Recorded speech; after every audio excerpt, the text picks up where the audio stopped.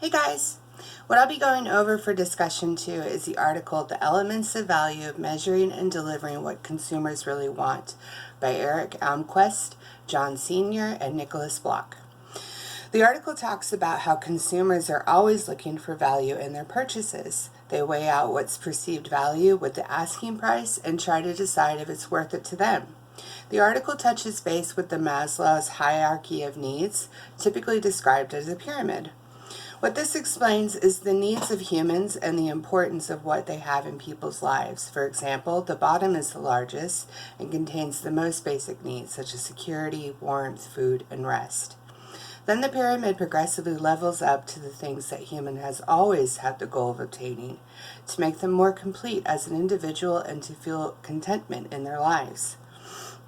What marketers have been trying to do is hone this kind of thinking when attracting customers to their products or services, meaning a good price isn't the only thing consumers look for when searching for the right product for their needs. Leadership teams have been working on managing value and finding others to deliver more for it. This would be anything from saving time to reducing cost or psychological needs such as reducing anxiety or making them happy. This is hard to do, but there are some building blocks of value that exist. This creates opportunities for firms to improve their performance as well as breaking into new opportunities.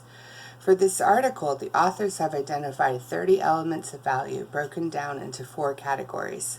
The first and largest category is functional. This is 14 attributes that range from time saving, organization, reducing costs, provides a variety, and sensory appeal. The second is emotional, 10 attributes that appeal to emotions such as nostalgia, reducing anxiety, as well as better designs and provides more access to things. The third is life-changing, 5 attributes which provides hope, self-actualization, motivation, heirlooms, and affiliation or belonging. The fourth category is social impact, which is self-transcendence, which I can confidently say I have never reached. The 30 elements of value is similar to the Maslow's hierarchy of needs in that it is also pyramid shaped, with the most practical needs at the bottom and the most powerful forms of value are placed on the top. Naturally, for a firm to provide the high on top elements, they must provide at least some of the functional elements. However, the relevance of each element varies within each industry, culture, or demographic. Self-actualization would not be attained by most consumers in the world. However, something that can save time, reduce effort, or cost would be life-saving for them. To firms, providing that sense of value isn't the only important thing about attracting customers. There is a major importance of growing revenue. If a company can't make money on the decisions, they simply can't do it or they won't survive. They gave advice in providing data that have tested out themselves by surveying 10,000 consumers.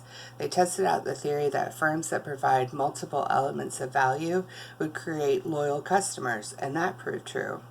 They also confirmed that firms that do well in multiple elements would grow revenue faster, as well as increasing market share growth, coming to the conclusion that with each new element added to their products would attract a larger amount of people, thus providing more revenue regardless of the cost or upgrade to create new products.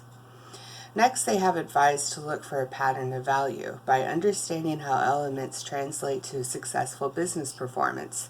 The authors were able to provide data that identify 3 patterns of value. First, recognizing that some elements naturally matter more than others. Regardless of what industry, a customer values quality more than any other element.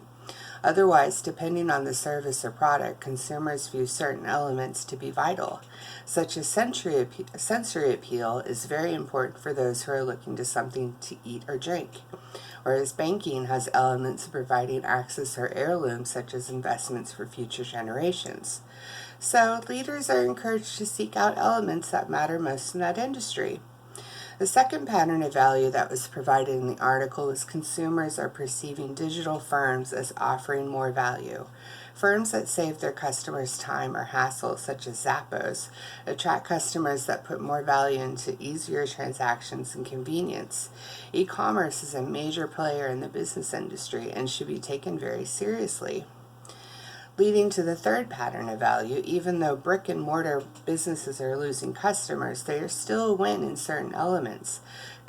Consumers that get customer service give the business a better, higher value, such as badge value, and a sense of belonging. Personally, I find value with trying on clothes on before I buy them, reducing my anxiety as to whether or not I made a smart purchase. The article also gave advice to put the elements to work, use the elements to solve business challenges, and specifically grow revenue. Use the elements in advantage to make the firm stand out among the competition. By knowing what elements would work for the better for the firm, whether by finding ways to identify where customers perceive strengths and weaknesses, they should definitely be an understanding as to what elements are vital for that particular industry. I would suggest for a firm to study which elements would work best in the industry, possibly even comparing it to the data that marketers have created, enabling the firm to make better decisions and attracting as much business as possible. By using this data and evaluation, a firm can make improvements that make an impact to their customers. For firms that work on international setting, there is a good advantage working with customer segmentation. This helps analyze different demographics, cultures, and an element of affiliation, possibly proving elements that are life-changing to some customers depending on the product. This kind of diverse data can possibly help solve problems that typically wouldn't be in reach for stateside firms. Ethically, I think it is important to respect what consumers feel is important and what elements to use, not exploit. For example, in the food and beverage industry, it's common for gluten-free items to be important to some consumers. It would be unethical to state that food is gluten-free, knowing that it would attract more sales because it gives a person feeling of safety, when it actually does not. Thank you for taking the time to watch me discuss the elements of value, and stay safe, guys.